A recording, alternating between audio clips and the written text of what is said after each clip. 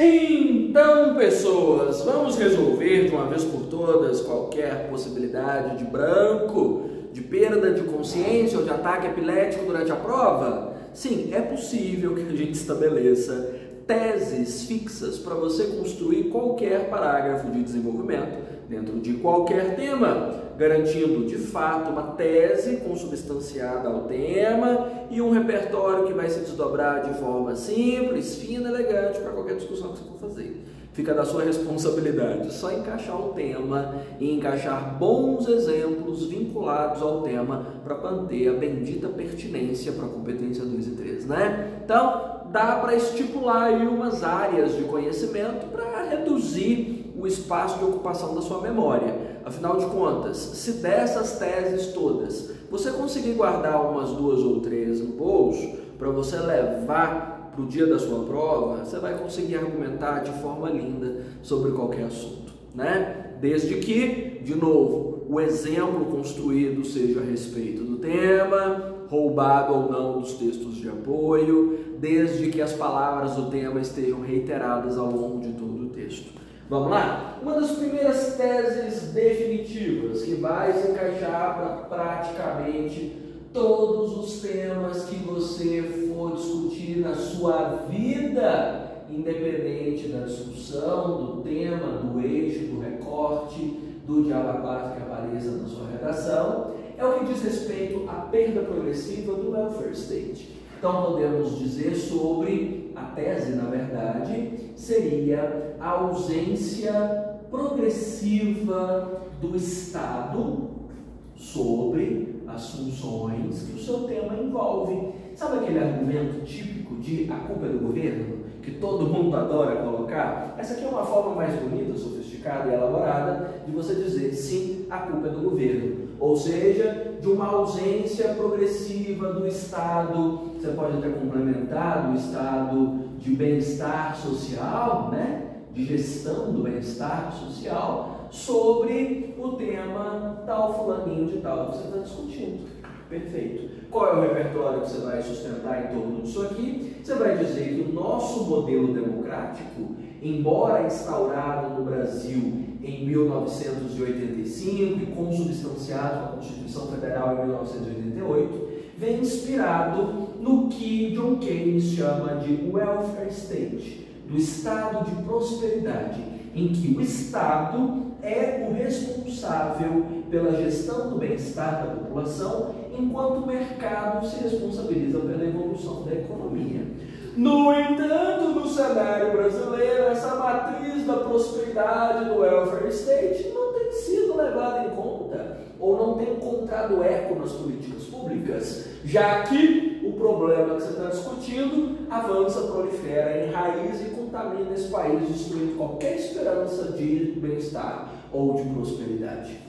Escrevi seu parágrafo, né? Você já pausou esse vídeo para notar o que eu falei? Pois então, copia. Só falta o seu exemplo aqui e o impacto já está dito na minha fala aqui. Ou seja, o país vai de mal a pior, já que o Estado, maior responsável pela gestão da porra toda, não está conseguindo fazer o que precisa ou não tem entendido as suas obrigações garantidas constitucionalmente. Perfeito? Ah, professor, mas se eu tiver usado a Constituição lá na introdução, eu vou poder fazer um parágrafo de desenvolvimento que talvez mencione a Constituição Federal? Sem problema algum. O que não fica legal é quando há repetição do repertório do segundo para o terceiro parágrafo. Aí é péssimo. Mas aquilo que você usou na introdução pode perfeitamente ser reciclado para o segundo parágrafo. Entendido? Montei a sua tese para tudo e qualquer assunto, para todos os eixos, dá para falar de meio ambiente, de educação, de saúde, de segurança pública, de tecnologia, de comportamento, de qualquer coisa que aparecer. Certinho? Segunda tese fixa para todos os temas que você for discutir na sua vida, pode ser uma variável dessa matriz governamental, para dizer sobre como nós não estamos habilitados para lidar com o caos, né? Então nós podemos dizer sobre a falha na formação cidadã, falhas na formação cidadã para lidar com o problema fulaninho de mental, né? Porque você há de convir que para a maioria das tempestades que jogam na nossa cara, nós não temos a mínima habilidade de resolver ou mesmo de resistir.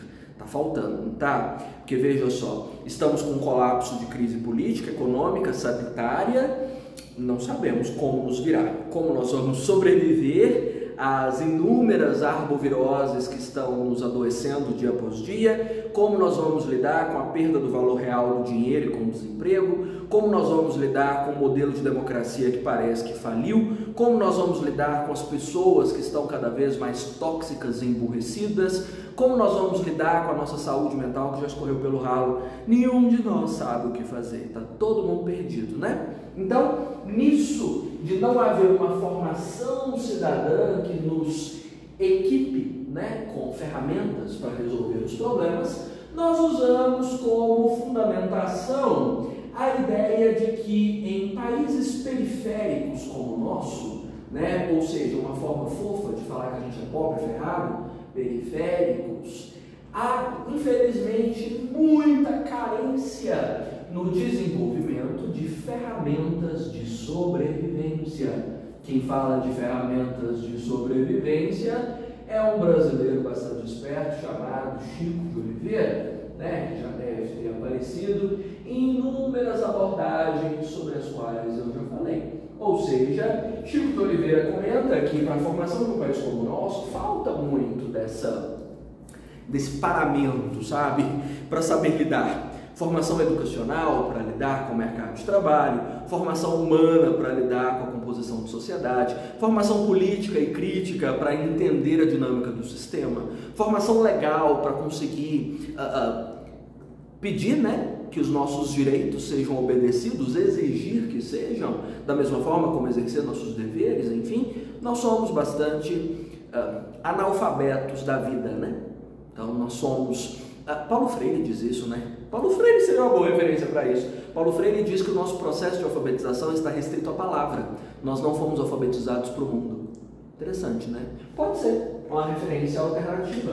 Além dessa matriz dos países periféricos, essa carência da alfabetização de mundo, né? Da leitura de mundo.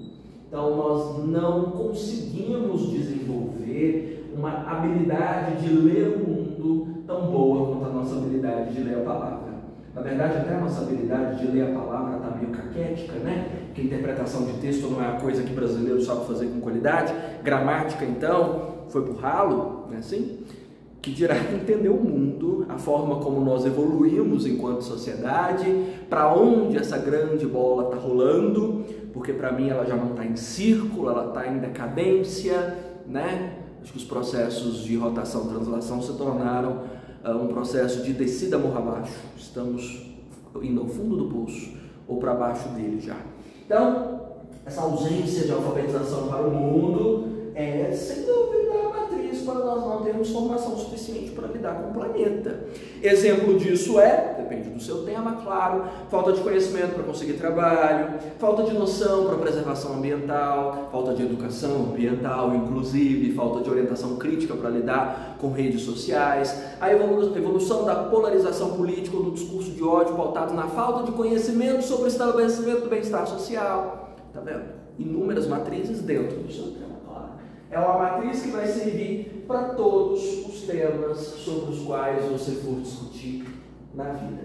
Além dessa base, caminhando para comportamento, como eu estou dizendo, uma das raízes para nós criarmos problema no mundo, se há de convir, que é o fato de as pessoas não saberem ficar no próprio quadrado, né? Se cada um ficasse na sua e não inventasse de meter o bedelho na vida dos outros, ou principalmente, além de meter o bedelho, né, de interferir, de prejudicar, de afetar a vida dos outros, nós estaríamos em paz nesse momento e metade dos nossos problemas desapareceriam.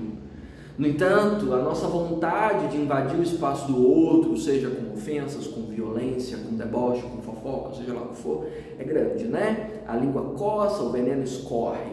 E assim nós criamos um caos em inúmeras realidades diferentes. Ou seja, para temas que esbarram em dimensões mais comportamentais, Uma tese fixa é, vamos dizer, a afronta às liberdades individuais, ou a dificuldade de entender as liberdades individuais ou as liberdades democráticas dentro de uma sociedade que se propõe justa, né? Então, afronta as liberdades democráticas no que diz respeito ao seu tema.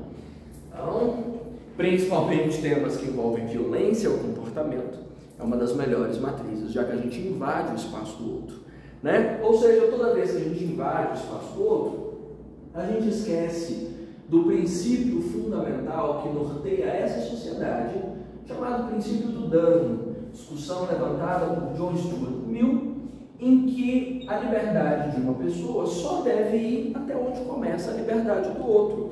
Ou seja, o meu comportamento deve ser censurado, barrado e proibido a partir do momento em que meu comportamento começar a afetar a integridade alheia. A partir do momento que eu começar a prejudicar as pessoas, a partir do momento que eu ofendo, né, que eu humilho, que eu diminuo, ou simplesmente que eu roube o espaço do outro. Se nós soubéssemos disso, não haveria, como eu mencionei, discurso de ódio, não haveria bullying, não haveria cenário de assédio, né? Não haveria nenhuma discussão sobre liberdade de expressão, porque eu saberia que as minhas palavras precisam ser selecionadas conforme o público que me escuta e conforme a minha obrigação de respeitar a integridade moral e física das outras pessoas, né? Não teríamos violência no trânsito, não teríamos atos de racismo, de homofobia ou de qualquer outro estrago que nós somos obrigados a conviver com gente escrota que não entende a própria matriz do limite que precisa obedecer, né? Então, matriz fundamental, o exemplo fica por sua conta e, claro, a consequência disso, para fechar o seu parágrafo, é um desequilíbrio profundo na matriz dessa sociedade, na base, na fundamentação dessa sociedade. Ou seja, nós nos perdemos enquanto civilização quando nós não entendemos os limites das nossas liberdades. Fechou? Para além disso, eu creio que uma das outras matrizes fantásticas, inclusive sobre comportamento, e que afeta mais temas do que o princípio do dano, é a forma como nós, infelizmente, somos esperançosos. E, infelizmente, otimismo, esperança em dias melhores faz com que a gente se conforme com muita porcaria na vida. De você engolir muito sapo, achando que as coisas em algum momento miraculosamente vão estar melhores. Ou simplesmente dizer que não há motivos para reclamar porque tem gente numa situação tão pior do que a minha, deixa eu ficar quietinho, senão piora as coisas ainda, né? Esse nosso conformismo baseado na esperança de grandes melhorias miraculosas, vai que amanhã eu ganho na cena e todos os meus problemas estão resolvidos, complica muito as coisas e infelizmente gera inanição. Gente que se conforma baseado em esperanças intangíveis é gente que não age, que não movimenta com a vida e não faz acontecer, né? Porque o mundo só se transforma quando as pessoas realmente se indignam e se movimentam e no inconformismo transformam o espaço em que vivem sem esperar que um caminho se abra. O mundo se transforma quando você faz o próprio caminho, quando você pavimenta o caminho, né? Então, significa que boa parte dos nossos problemas políticos, sociais, econômicos, ambientais, sanitários, de saúde, de educação, de economia, estão associados a um conformismo social, ancorado na quimera da mudança. Ficou bonito isso? Ficou? Na quimera da mudança, que afeta grandemente ou mantém o problema grave, então mantendo a crise, né? O que é quimera? Quimera é o sonho, né? A utopia, o deslumbre, né? A viagem, a batatinha, né? O delírio. Então nós vivemos esse delírio da mudança e nisso, infelizmente, nós nos conformamos. Eu quis usar o ancorado porque exatamente nós estabelecemos uma âncora, né? A nossa vida vira uma grande âncora, fixamos os pés no chão e nada de nos movimentarmos. Quem fala um pouco disso e que sustentaria essa discussão é o nosso queridíssimo Anthony Giddens, expoente da Escola de Chicago. Menciona que, apesar de as pessoas conviverem com o mal-estar da organização social, das dificuldades da vida, elas realmente se conformam na expectativa de uma mudança miraculosa. Isso é um paradoxo de Giddens. Da forma como nós estamos ao mesmo tempo insatisfeitos, porque ninguém está bem, ninguém está feliz, e ao mesmo tempo esperançosos com uma mudança intangível, porque não tem nem expectativa. Nossa democracia vai morrer abaixo. O que nós estamos fazendo? Esperando que as coisas mudem, sem fazer nada, né? Miraculosamente. Deus vai ter piedade e muda as coisas. Não vai, né? Não está tendo. Pelo contrário, nós estamos mais ferrados dia após dia. Nós estamos com um colapso da educação, com um processo realmente de emburrecimento. E aí, o que nós vamos fazer? Não, a hora muda. Quando? O que você está fazendo para isso? Eu, pelo menos, estou tentando ensinar as pessoas. E você? Está só sendo levado pela multidão, né? Pelo rebanho. Tão burro quanto, na verdade, quase sempre, infelizmente. Então, consumindo conteúdo que emburrece, né? Então, não movimentamos, sabe? Fica essa pasmaceira, como diriam os mais velhos, sem realmente atuar pela transformação social. Então, essa grande massa hipnotizada nas redes sociais é um bom exemplo, desconectada das mudanças reais do mundo.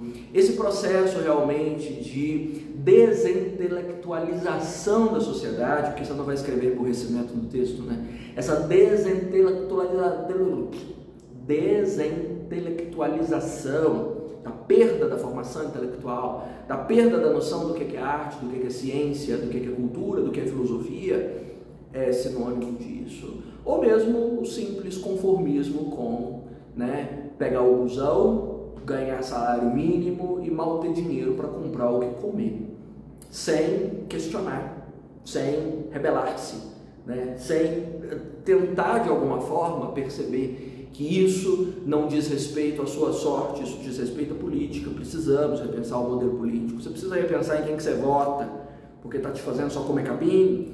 Então, infelizmente, conformismo, esperança não mudança.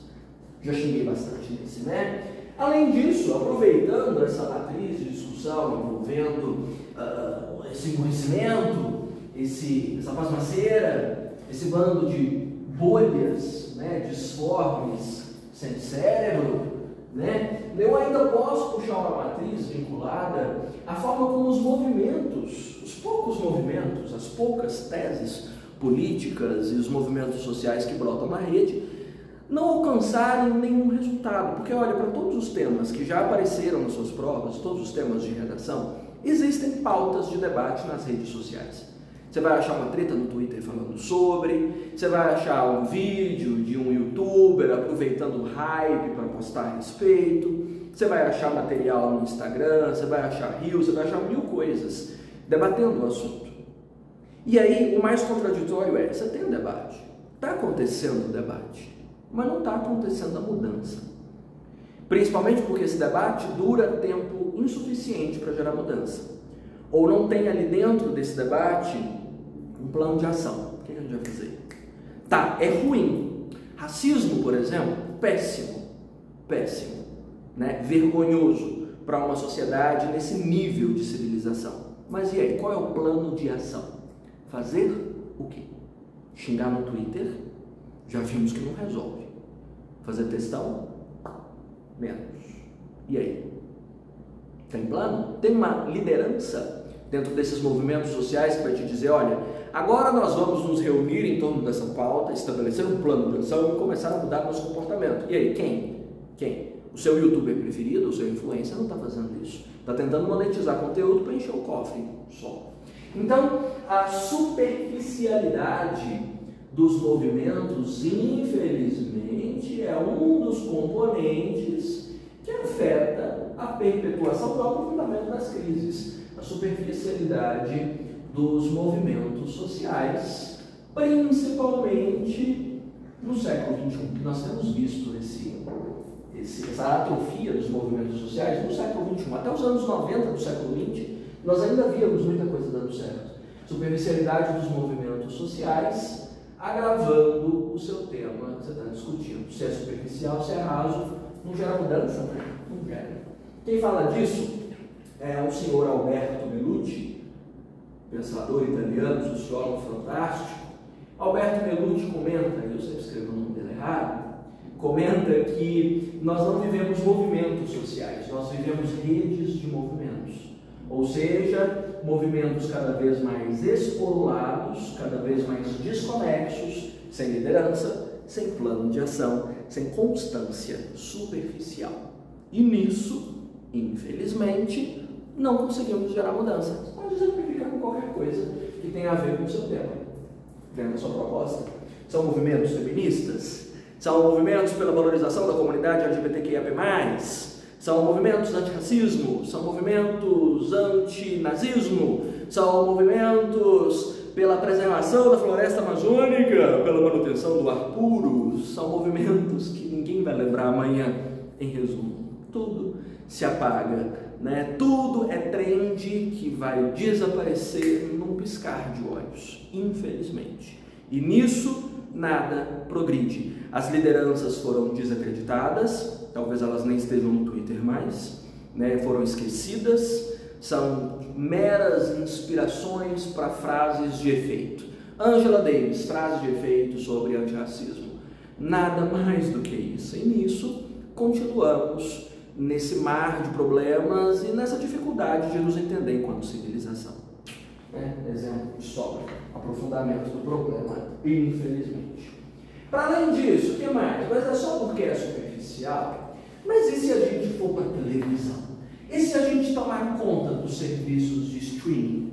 E se a gente levar isso para podcast e debater o assunto com mais especialistas? Não vai adiantar, minha senhora, sabe por quê? Porque se o assunto ficar sério na Netflix, no podcast, em qualquer outro lugar, ninguém vai assistir. Ninguém está afim. Compara, por exemplo, a audiência do meu canal com a audiência de quem produz comentários sobre, sei lá, a viralização da blogueira que roubava nas lojas para fazer os recebidos.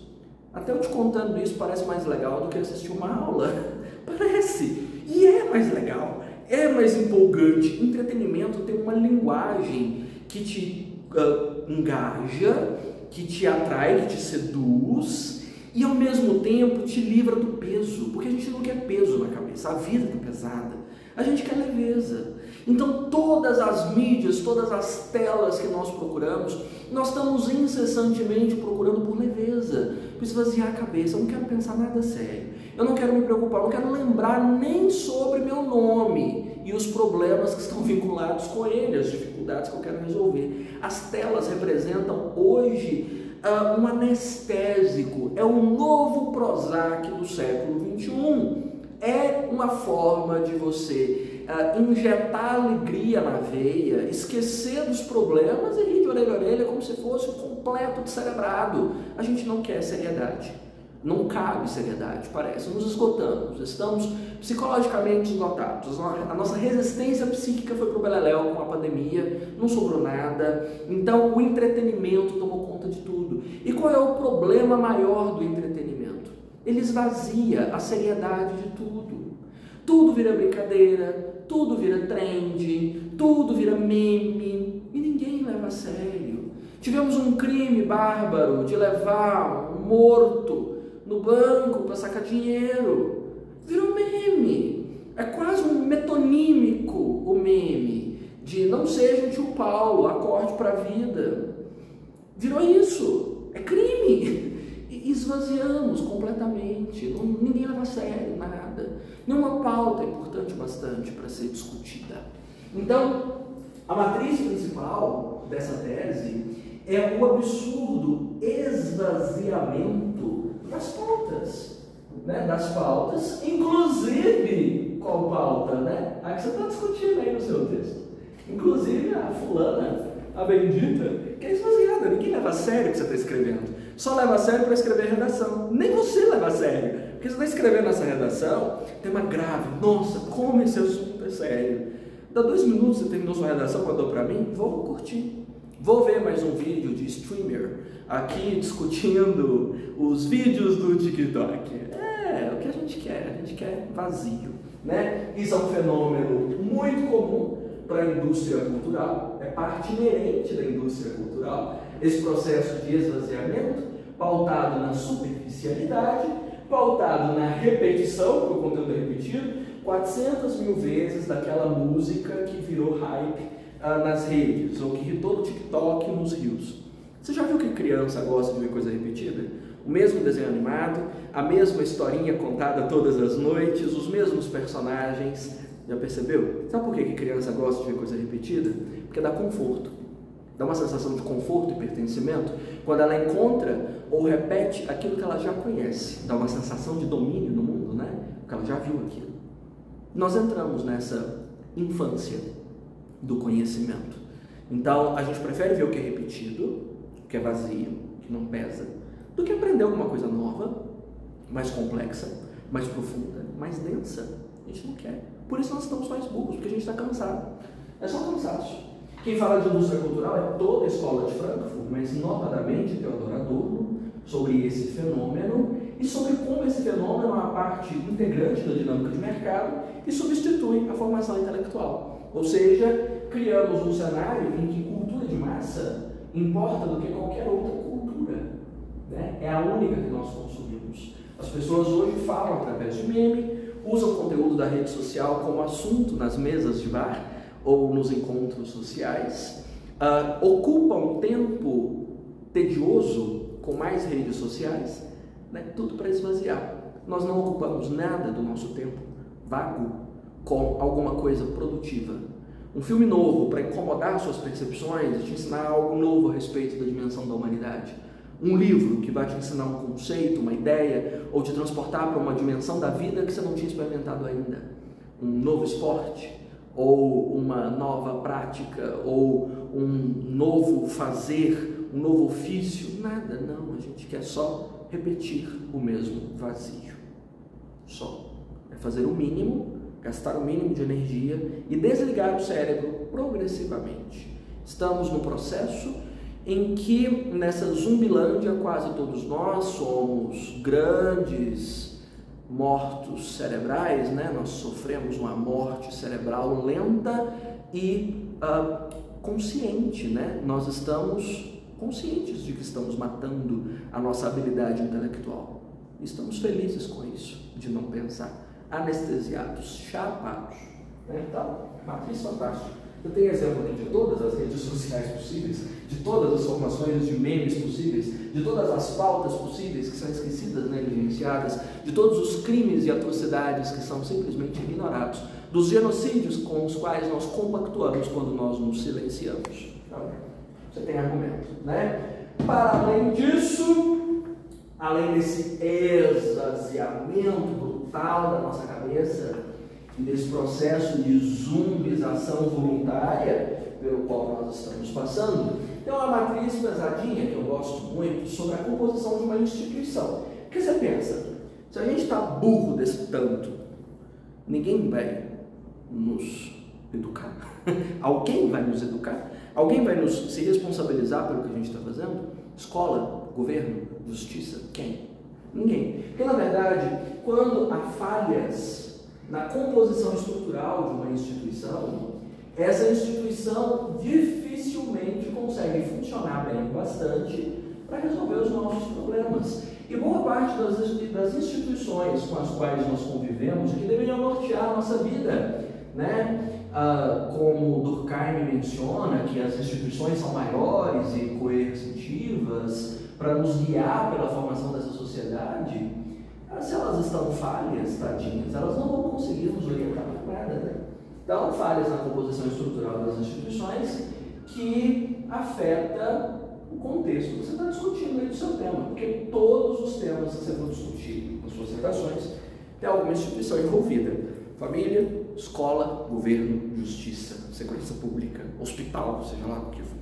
Quem fala disso é um dos três patetas da sociologia, Karl Marx, já deve ter ouvido falar. Karl Marx menciona que uma instituição só funciona bem se ela tem respaldadas as suas duas grandes dimensões, as suas duas facetas. A sua infraestrutura, qual seja a sua matriz física de sustentação, e a sua superestrutura, qual seja a sua matriz ideológica de composição.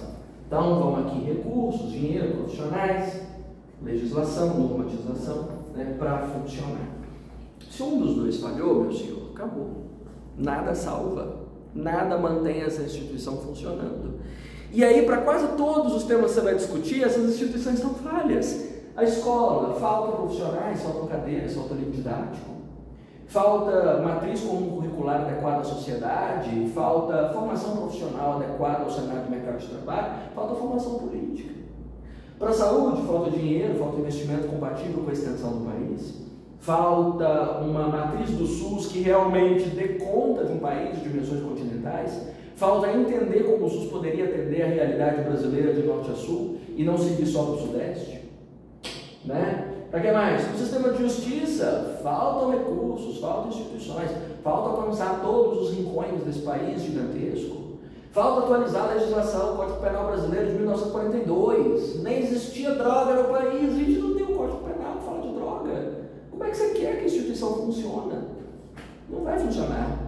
Policiamento falho, fraco, não tem nem arma direito, não tem treinamento policial compatível, não tem viatura. Como é que você quer que o sistema funcione? Não tem como. Então, para todos os temas que você for discutir, tem uma instituição falhando e, obviamente, é uma dessas duas matrizes, se não for as duas. Dá para você justificar?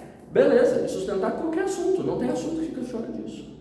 7 é um número cabalístico, né? Scoville 7 vai transformar seu texto, né, xoxo, capenga, anêmico, num texto 1000, para não haver falhas argumentativas jamais. Você pode, sei lá, escrever casa com Z, mas argumento não vai faltar. Concorda? Já testou? Vai testar essas teses? Vai ver se funciona? Estou esperando seu feedback para me contar se deu certo. Quero ver você repetindo as mesmas teses em todos os textos até cansar a mim e aos corretores, do mesmo jeito, para memorizar e nunca mais reclamar comigo que está faltando argumento. Fechou?